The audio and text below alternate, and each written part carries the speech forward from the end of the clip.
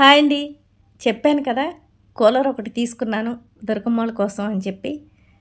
మీకు చూపిద్దామని ఈ కూలర్ అయితే ఓపెన్ చేస్తున్నా. పెళ్లి కుదిరిన దగ్గర నుంచి ఏం గిఫ్ట్ కొనాలి? ఏమి ఇస్తే బావుంటది? ఏం తీసుకోవాలో ఆలో చాలాసేపు ఆలోచించాను. ఒకసారి దుర్గమ్మ అయితే నాతో కూలర్ కొనుక్కోవాలండి. ఎండాకాలంలో కూలర్ అయితే తీసుకోవాలని చెప్పి అంది. కానీ కొనుక్కోలేదు. అందుకని ఈ కూలర్ అయితే మాత్రం ఈళ్ళకి బాగా ఉపయోగపడిద్ది అని చెప్పి నేనైతే మాత్రం ఈ కూలర్ తీసుకొచ్చాను. కానీ దుర్గమ్మోళ్ళకి నచ్చిద్దో లేదో అని కొంచెం డౌటొచ్చి ఎందుకైనా మంచిదని చెప్పి 1కి 4 ఫోటోలు తీసి మా దుర్గమ్మకి పెడితే దుర్గమ్మ అయితే మాత్రం ఇది సెలక్షన్ చేసుకుంది. ఇంక దుర్గమ్మకి ఇది నచ్చింది కదా అని చెప్పి నాకు కూడా నచ్చిందిలే.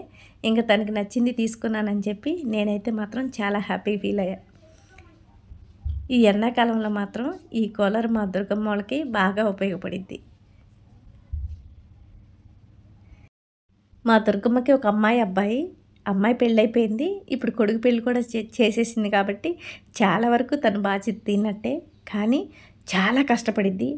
ఎంత కష్టపడిద్దో కానీ ఒకళ్ళ మీద ఆధారపడకుండా తన కాళ్ళ మీద తను నిలబడిద్ది. ఎవ్వరి మీద ఆధారపడదు. నిజంగా మా దుర్గమ్మ అయితే మాత్రం నేను అన్నానని కాదు చాలా గ్రేటు. నాకు మా దుర్గమ్మ అంటే మాత్రం చాలా చాలా ఇష్టం. ఇల్లు కట్టి చూడు పెళ్లి చేయి చూడు అంటారు. మా దుర్గమ్మ ఎంత అలసిపోయిందో తెలీదు కానీ నేనైతే మాత్రం ఈ పెళ్ళికి అటు తిరిగి ఇటు తిరిగి బాగా అలసిపోయాను. ఈరోజైతే మాత్రం బాగా రెస్ట్ తీసుకొని బాగా నిద్రపోయి లేసాను. ఏమైతేమి మేమైతే మాత్రం చాలా హ్యాపీ. మా దుర్గమ్మకి ఈ కూలర్ ఇవ్వటం నాకైతే మాత్రం ఇంకా హ్యాపీ. దుర్గమ్మ నువ్వు మీ పిల్లలు అందరూ నీ మనవడు మనవరాళ్ళతోటి అందరితోటి నువ్వెప్పుడు సంతోషంగా హ్యాపీగా ఉండాలని ఆ భగవంతుడిని మనస్ఫూర్తిగా కోరుకుంటున్నా. నువ్వెప్పుడు ఇలా నవ్వుతూ హ్యాపీగా ఉండు.